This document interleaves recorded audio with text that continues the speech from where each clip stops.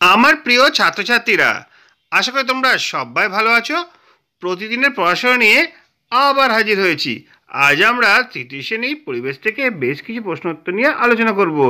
আজ তোমাদের 131 পারা থেকে 146 পারা পর্যন্ত প্রশ্নোত্তর, সম্পদ সম্পর্কিত প্রশ্নোত্তর আলোচনা হবে। দেখো, এর আগে যা যা ভিডিও হয়েছে ডেসক্রিপশন লিঙ্ক আছে, তোমাদের অনেক কাজ লাগতে পারে। আর আজকে ভিডিও ভালো লাগলে লাইক কমেন্ট শেয়ার করবে। চ্যানেল যদি নতুন থাকো চ্যানেলটা সাবস্ক্রাইব করে পাশ থাকা বেল আইকনটা বাজিয়ে দেবে, যেটা আমার তৈরি পরবর্তী ভিডিওগুলো সবার আগে তোমার কাছে পৌঁছায়। চলো আজকের প্রশ্ন উত্তরগুলো দেখে নিই। তৃতীয় শ্রেণীর পরিবেশ পাতা 146 পর্যন্ত 131 থেকে সম্পদ বিষয়ে আলোচনা হবে। প্রথমে আমরা দেখব নিচের বাক্যগুলো থেকে ঠিক বা ভুল নির্বাচন করো।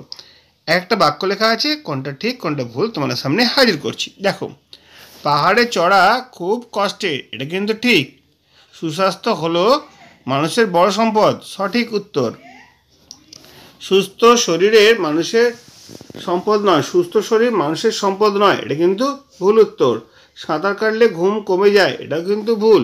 যা পাওয়া যায় তাই খাওয়া উচিত, অবশ্যই। সারাদিনে 3 গ্লাস জল খাওয়া জরুরি, কখনোই নয়। আর বেশি তোমাদের জল খেতে হবে। সুস্থ শরীর থাকলেই দৌড়ানো যায়, ঠিক। জলে খারাপ গন্ধ থাকলে আমাদের বমি পায়, এটা কিন্তু ঠিক। পরিষ্কার বায়ু সম্পদ নয়, এটা কিন্তু ভুল। গাছপালা বৃদ্ধির জন্য উর্বর মাটির প্রয়োজন, একদম সঠিক। জল, বায়ু, মাটি হলো সমাজের সম্পদ, ভুল। পশু পাখিরাও কিন্তু গাছের ফল খায়, এটা হচ্ছে সঠিক প্রশ্নের উত্তর। পুকুরের পাশে গাছ লাগানো দরকার, এটাও ঠিক। জলের কল ভেঙে গেলে জল অপচয় কমানো যাবে, এটা কিন্তু ভুল। ফুল গাছের গোড়ায় আনাজ ধোয়া জল দেওয়া উচিত, এটা কিন্তু ঠিক প্রশ্ন। তারপরে মাটির নিচে জল আমরা পান করি, ঠিক। বৃষ্টির সময় ছাদের জল ধরে স্নান করা উচিত নয়, এটা কিন্তু ভুল।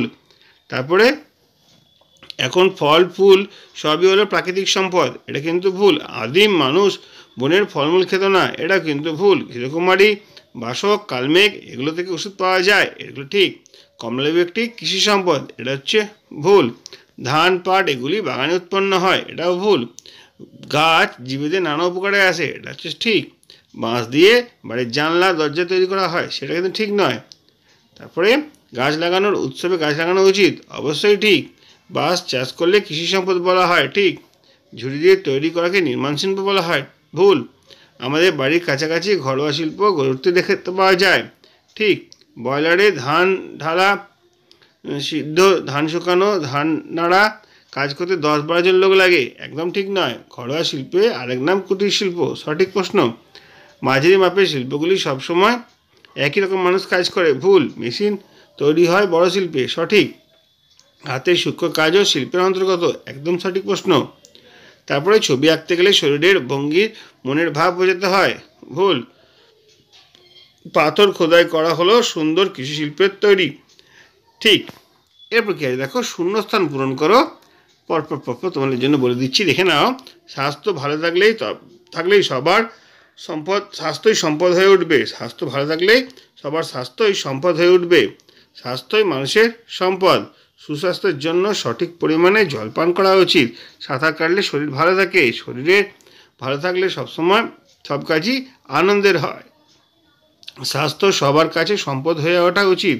প্রকৃতি থেকে সম্পদগুলো আমরা জন্মানোর পর থেকেই পাই। ঠান্ডা বাতাসে শরীর জুড়িয়ে দেয়। বনের কেউ গাছ লাগায় না। গাছপালা হচ্ছে প্রাকৃতিক সম্পদ। মাটি নোংরা হলে হাঁটাচলা করতে অসুবিধা হবে। আর টিউবওয়েলের জল ওঠে মাটির নিচে থেকে। মাটির নিচ থেকে আমরা জল তুলি। যথাসম্ভব বৃষ্টির জল দিয়ে চাষ করা উচিত। পুকুরগুলি গভীর করে কাটা দরকার। জলের অপচয় হলে ভবিষ্যতে পানীয় জলের সংকট দেখা যেতে পারে। যে গাছগুলি আলাদা করে লাগানো হয় তাদেরকে বলা হচ্ছে মানুষের সম্পদ। আগেই সব ফুলগুলি ছিল বনের গাছের মতো। আদিম মানুষ ফলমূল খেত। চা একটি বাগিচা ফসল। কৃষির সম্পদ পাওয়া যায় চাষ করে। গাছ লাগানোর উৎসবে সবাইকে গাছ লাগানো উচিত। গাছে পাখিরা বাসা বানায়। কাগজ তৈরির প্রধান উপাদান হলো বাঁশ। নৌকা তৈরি করতে কাঠ লাগে। বেশি বেশি গাছ কাটা বন্ধ করতে হবে। মাটির কলসি হলো মানুষের তৈরি সম্পদ। বাঁশ বাগানে জন্মায়। ঘাস দিয়ে মাদুর বোনা হয়। চেয়ার টেবিল হাতে তৈরি করা হয়। বাড়ি তৈরি হয় ঘরোয়া শিল্পে। চাল কলে 70-80 জন, 60-70 জন মিলে কাজ করে। গাড়ি তৈরি হয় বৃহৎ শিল্পে। হাতের সূক্ষ্ম কাজ অন্য অর্থের শিল্প। ছবি আঁকেন চিত্রশিল্পীরা। আর সৌন্দর্য সৃষ্টির শিল্প আমাদের মনে আনন্দ দেয়। দেখো, শূন্যস্থান পূরণ হয়ে গেল, ভুল সঠিক হয়ে গেল। এরপর আমরা চলে আসবো প্রশ্ন উত্তরে। দেখি কেন কি প্রশ্ন আছে, একটি দুটি বাক্যে উত্তর দাও। প্রথম প্রশ্ন হচ্ছে, কি করলে স্বাস্থ্য ভালো থাকে? নিয়মিত পুষ্টিকর খাবার ও পরিমাণ মতো জল খেলে, ব্যায়াম করলে, ঠিকমতো ঘুমালে স্বাস্থ্য ভালো থাকে। মানুষের প্রধান সম্পদ কি? স্বাস্থ্যই মানুষের প্রধান সম্পদ। সাঁতার কাটা দরকার কেন? সাঁতার কাটলে শরীরে ব্যায়াম হয় আর রাতে ভালো ঘুম হয়। শরীর ভালো না থাকলে কি হয়? শরীর ভালো না থাকলে কাজের উদ্যমে ঘাটতি পড়ে যায়। আমাদের প্রত্যেকে কি করা উচিত? আমাদের প্রত্যেকে নিজের স্বাস্থ্যের প্রতি যত্নবান হওয়া উচিত, যাতে সবাই স্বাস্থ্যর নিজেদের কাছে সম্পদ হয়ে উঠতে পারে। বাতাসের ধোঁয়া শরীরে কী ক্ষতি করে? বাতাসের ধোঁয়া চোখ জ্বালা ও শ্বাস নিতে কষ্ট হয়। পলিথিন মাটিতে পড়ে থাকলে কী ক্ষতি হয়? পলিথিন মাটিতে পড়ে থাকলে তলার মাটির রোদ, হাওয়া, জল পায় না, মাটি অনুর্বর হয়ে পড়ে। গাছপালা বৃদ্ধির জন্য কী ধরনের মাটি প্রয়োজন? গাছপালা বৃদ্ধির জন্য উর্বর মাটির প্রয়োজন। প্রাকৃতিক সম্পদ কাকে বলে? প্রকৃতি থেকে যে সম্পদ পাওয়া যায় তাকে আমরা প্রাকৃতিক সম্পদ বলি। একটি প্রাকৃতিক সম্পদের নাম হচ্ছে সূর্যালোক, জল, বায়ু, মাটি, গাছপালা ইত্যাদি হলো প্রাকৃতিক সম্পদ। বনের গাছকে কেন প্রাকৃতিক সম্পদ বলে?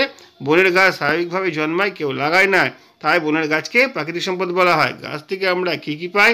গাছ থেকে আমরা ফুল, ফল, কাঠ, মশলা, সুগন্ধি, জ্বালানি ইত্যাদি পাই। কী ধরনের গাছ বেশি লাগাতে হবে? ফলের গাছ বেশি লাগাতে হবে। ফলের গাছ বেশি লাগানো উচিত কেন? ফলের গাছ লাগালে সেখান থেকে আমরা সহজে ফল পাবো, পশু পাখিরাও ফল খেতে পারবে। কি ছাড়া গাছ বাঁচতে পারে না? দেখো, সূর্যালোক, জল, বায়ু, মাটি ছাড়া গাছ বাঁচতে পারে না। মাটি থেকে কীভাবে সহজে জল তোলা যায়? মাটি থেকে টিউবওয়েল বা পাম্পের সাহায্যে সহজে জল তুলতে পারা যায়। কোথায় জল পাঠানো সম্ভব নয়? মাটির নিচে জল পাঠানো সম্ভব নয়। কোন অঞ্চলে মাটির কিছুটা নিচে জল পাওয়া যেতে পারে? সাগর বা নদীর তীরবর্তী অঞ্চলে মাটির কিছুটা নিচেই জল পাওয়া যেতে পারে। বৃষ্টির জল কীভাবে সঞ্চিত হয়? গভীর পুকুর কেটে বৃষ্টির জল তার মধ্যে সঞ্চয় করে রাখা যেতে পারে। সঞ্চিত জল কোন কাজে, কৃষিকাজে ব্যবহার করা যেতে পারে? সঞ্চিত বৃষ্টির জল শীতকালে কৃষিকাজে ব্যবহার করা যেতে পারে। ট্যাপ কলে জল কীভাবে আসে? ডিপ টিউবওয়েলের সাহায্যে মাটি থেকে জল ওঠে, সেই জল পাইপলাইনের মাধ্যমে বাড়ির ট্যাপ কলে পৌঁছে যায়। জলের অপচয় বন্ধ করা দরকার কেন? জলের অপচয় বন্ধ না হলে আগামী দিনে পানীয় জল পাওয়া যাবে না, তাই জলের অপচয় বন্ধ করা দরকার। প্রাকৃতিক সম্পদ কি? যে সকল উদ্ভিদ স্বাভাবিকভাবে পৃথিবীর বুকে জন্মায় তাকে প্রাকৃতিক সম্পদ বলে। ফুল ফল কীভাবে উৎপন্ন হয়?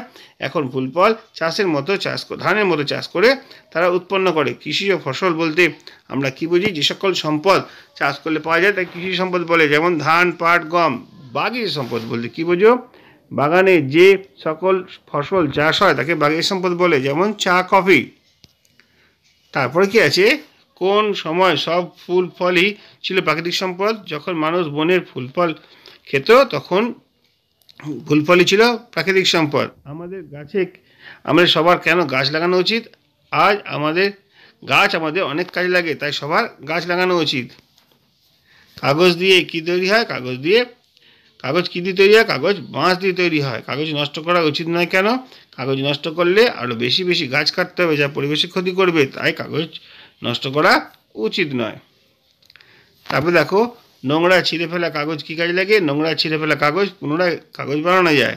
ঘরোয়া বা কুটির শিল্প কী দিয়ে তৈরি হয়? মাটির ভাঁড়, কলসি, লোহার কোদাল, পিতলের বাসনপত্র ইত্যাদি দিয়ে কুটির শিল্প তৈরি হয়। তারপরে দেখো, প্রাকৃতিক সম্পদের নাম লেখো। বাঁশ আর ঘাস। দুটি ঝুড়ি তৈরি করার কাঁচামাল কি? ঝুড়ি তৈরি করার কাঁচামাল হলো বাঁশ। নির্মাণ শিল্প কাকে বলে? বাড়ি তৈরি করাকে আমরা নির্মাণ শিল্প বলতে পারি। ইট ভাটায় কাজ করে কজন? প্রায় 25 থেকে 30 জন লোক ইট ভাটায় কাজ করে। ইট খোলা শিল্প কী শিল্প? মাঝারি মাপের শিল্প। ইটখোলায় কোথায় ইট পোড়ানো হয়? ইটখোলায় ভাটার ভিতরে ইট পোড়ানো হয়। বড় বা বৃহৎ শিল্প কী তৈরি হয়? বড় বা বৃহৎ শিল্পে গাড়ি ইত্যাদি তৈরি হয়। দুটি বড় মেশিনের নাম বলো। একটা হচ্ছে রাস্তা তৈরি করা রোলার, আর একটা হচ্ছে পাওয়ার টিলার। শৌখিন জিনিসগুলি বাড়ির কোথায় সাজিয়ে রাখতে হয়? শৌখিন জিনিসগুলি বাড়ির শোকেসের মধ্যে সাজিয়ে রাখতে হয়। শৌখিন দ্রব্যের নাম বলো। বাঁশের সূক্ষ্ম কাজ করা ঝুড়ি, ঝিনুকের পুতুল, ফুলদানি প্রভৃতি। যারা অভিনয় করে তাদের কী বলে? তাদেরকে শিল্পী বলে। ছবি আঁকা, মূর্তি বানানো, অভিনয় করা, এটি কী ধরনের শিল্প? এটি আমাদের সৌন্দর্য বৃদ্ধিক শিল্প, যেগুলো আমাদের মনকে আনন্দ দেয়। অভিনয় করার জন্য কী কী অভ্যাস করতে হবে? অভিনয় করার জন্য স্পষ্ট উচ্চারণে কথা বলা, শরীরের ভঙ্গিতে মনের ভাব বোঝানো শিখতে হবে এবং অভ্যাস করতে হবে। দেখো পরপর প্রশ্ন উত্তরগুলো তোমার সামনে হাজির করলাম। আশা করি তোমাদের অনেক কাজে আসবে। আগামী দিনে অন্য প্রশ্ন নিয়ে আবার হাজির হব। যদি আজকে ভিডিও ভালো লাগে লাইক কমেন্ট শেয়ার করবে। চ্যানেলে যদি নতুন থাকো চ্যানেলটা সাবস্ক্রাইব করে পাশে থাকা বেল আইকনটা বাজিয়ে দেবে, যাতে আমার তৈরি পরবর্তী ভিডিওগুলো সবার আগে তোমার কাছে পৌঁছায়।